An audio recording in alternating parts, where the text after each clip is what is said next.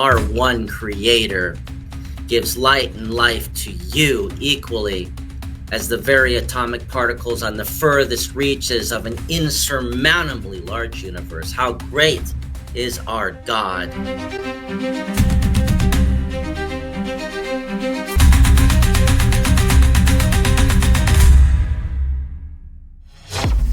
Nini Nano Imagen, Midegah Gichida'a here.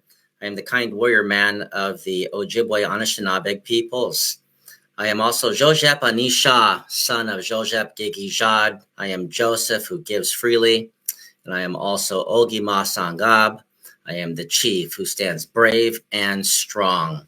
I am very excited for you to be here today, everyone. I want to begin by expressing my gratitude for your presence here today and your persistence to keep listening. If you find this message uplifting, please consider liking this video and subscribing to our channel for more inspiring content. Your support enables us to reach more people with these valuable teachings. The tribal peoples are rising of North, Central, and South America. The Eagle, Condor, Quetzal, and Colibri councils of 80 million tribal people, 75 million south of the Rio Grande are uniting as one. And we are uniting spiritually, socially, politically, and in exchange, economically. Stand by for the next 6 months. Today, we delve into the profound narrative of 1 Nephi Chapter 4 from the Book of Mormon, which we call the Nephite Record. This chapter stands as a testament to the triumph of faith and courage, as Nephi and his brothers face daunting challenges in their quest to obtain the brass plates from Laban. Let's set the stage. Before we dive into the events of this chapter, let us briefly consider the text. Nephi and his family have left Jerusalem.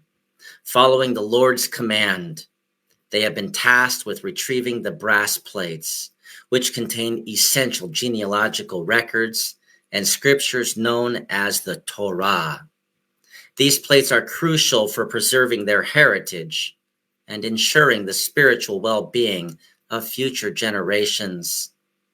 Consider, if Lehi felt it necessary to return for the Torah, then do you feel it necessary to return to the Torah and cast off the European king's 1,300-year rewrite called the Old Testament, which is cultural plagiarism? Are you surprised, Christians, at your divide with Israel? How can Israel speak with you on Yeshua, Jesus, while you offend them with a fake plagiarized Torah? Wake up. Let's move forward with Nephi's determination. Nephi exemplifies unwavering faith in this chapter as he declares, "Let us be faithful in keeping the commandments of the Lord. For behold, he is mightier than all the earth." This statement is not merely a declaration. It is a profound expression of trust in divine power. Nephi's determination to follow the Lord's commandments sets the stage for the events that unfold. His faith is a reminder that despite the challenges we encounter, divine support is always greater than any earthly obstacle. Our one creator gives light and life to you equally as the very atomic particles on the furthest reaches of an insurmountably large universe. How great is our God? We must always seek the guidance by the Spirit. As Nephi approaches Jerusalem, he is led by the Spirit, not knowing beforehand what he should do. He recounts, "And I was led by the Spirit, not knowing beforehand the things which I should do." This illustrates the importance of being receptive to divine guidance. Even when the path is unclear, how often do we find ourselves in situations where we lack clarity? Nephi's experience teaches us that faith involves trusting in divine direction, even when we cannot see the entire path ahead. Sometimes we must confront those in opposition to the one creator who should know better. The narrative takes a dramatic turn when Nephi finds Laban drunk and unconscious. As a reflective note on modern times, as this book was written for our generation now, who will witness with our own eyes the return of the great peacemaker. And he is returning. Ephraim, hear my words. Are you drunk with wealth, basking in glory of the world, and unconscious with spiritual superiority? Open your ears now as Manasseh speaks to you, and especially those acting with pride who are lucky to be grafted in.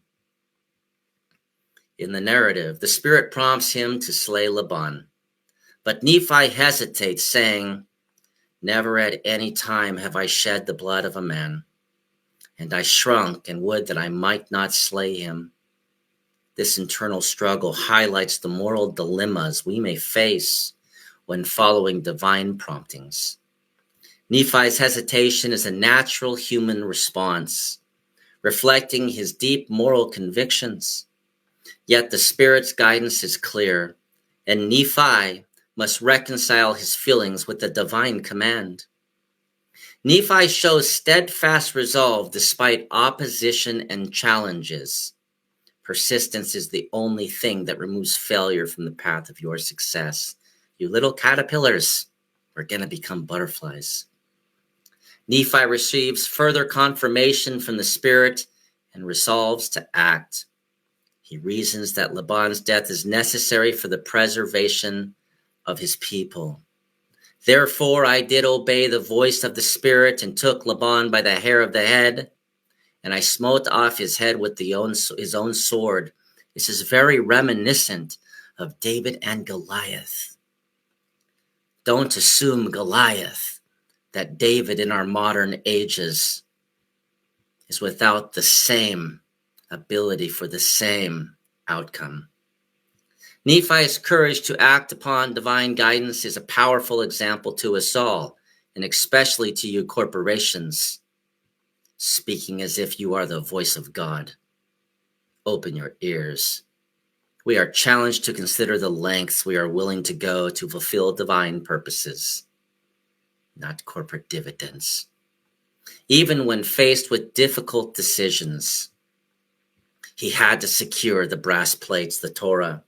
Do you equally feel called to secure the Torah given to Moshe at that Mount Sinai by the Creator? Nephi, now dressed in Laban's garments, entered the treasury to obtain the plates. He is mistaken for Laban by Zoram, Laban's servant, and says, and after I had done this, I went forth unto the treasury of Laban.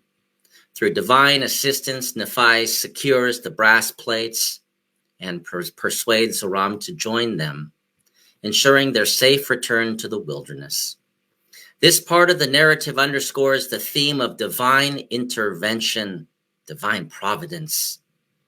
Nephi's disguise and Zoram's cooperation are pivotal in the success of their mission, illustrating how divine assistance can manifest in unexpected ways.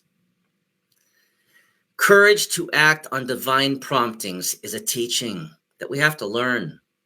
Nephi's willingness to follow the Spirit's promptings, even without knowing the outcome, exemplifies the courage required to act on divine guidance. This courage is not merely about physical bravery. It involves spiritual fortitude and the resolve to trust in divine wisdom.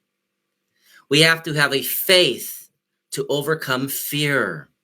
Nephi's internal struggle and eventual decision to follow the Spirit's command highlight the role of faith in overcoming fear and moral dilemmas. Faith is not the absence of fear, but the ability to move forward despite it, trusting in divine purpose.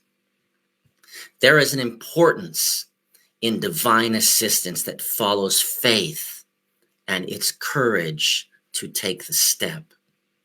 Nephi's success in obtaining the plates illustrates how divine assistance can lead to triumph, divine providence, in seemingly impossible situations. This reminds us that when we align ourselves with divine will, the will of the Creator, not corporations, we can achieve outcomes far beyond our expectations. First Nephi Chapter 4 teaches us that power of faith and courage in overcoming challenges and fulfilling divine purposes is the way. By following Nephi's example, we can act with confidence and trust in the Lord's guidance, even in the face of uncertainty and doubt. Nephi's journey is a testament to the transformative power of faith and the extraordinary outcomes that can result from acting with divine purpose. As we reflect on Nephi's journey, let us also consider the wisdom found in Joshua 1:9. Have I not commanded you? Be strong and courageous. Do not be afraid. Do not be discouraged, for the Lord your God will be with you wherever you go. This verse encapsulates the essence of Nephi's experience, his courage and bravery, his persistence and diligence to fulfill his mission, encouraging us to embrace strength and courage in our own lives. I want to thank you for your time today, and may we all seek to strengthen our faith and courage using our talents and gifts. It is time to bring Zion. It is time to fulfill our great mission with courage, resolve, determination, and an unfaltering eye upon the goal, so that when we meet him, and we will in our lifetime, he will say, well done, good and faithful servants.